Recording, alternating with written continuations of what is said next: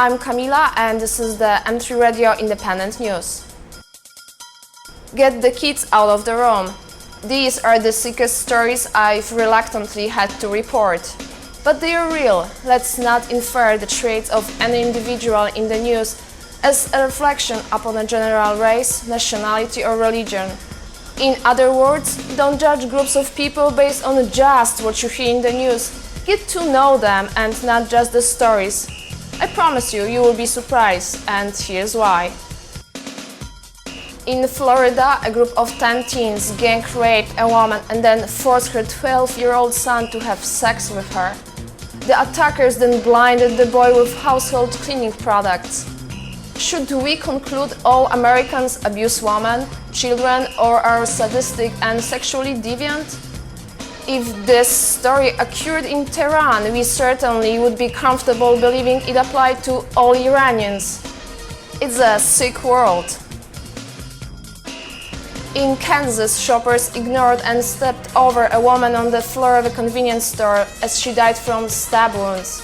One customer even took a picture with a cell phone.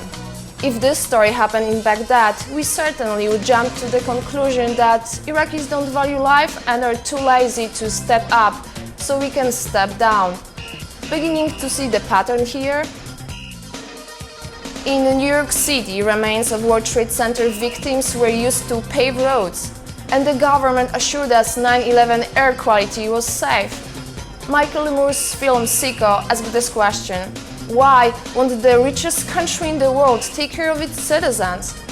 Other nations find ways to provide healthcare supported by taxes. We can get potholes filled, while they get value for their tax money.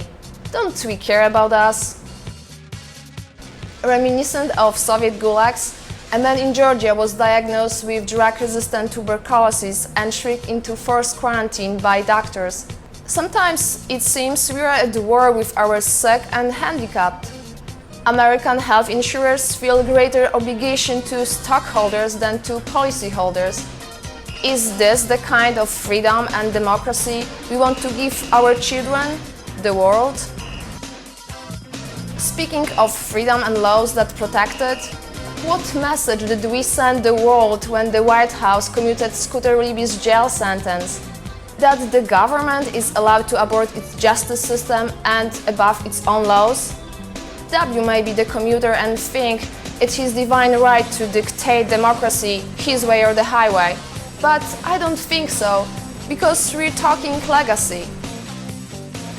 Like a virus, neocons not only infected our system for 7 years, but they find a way to leave the DNA within the Supreme Court to replicate like a cancer. While the USA may vote them into remission, my diagnosis is the disease is far from gone. We will undergo every treatment known to women and government, but the prognosis is we will suffer for years to come, perhaps to the end. Based on these true stories, I can't blame anyone for thinking all Americans are callous, insensitive, greedy, women-hating, perverts, or even the great Satan. But the Americans I know usually are not this way. So go out and get to know people you only know through the news. Meet strangers, make friends, and build a better world. It's an idea with promise. I'm Kamila and I just gave you the M3 Radio Independent News. Trzymajcie się!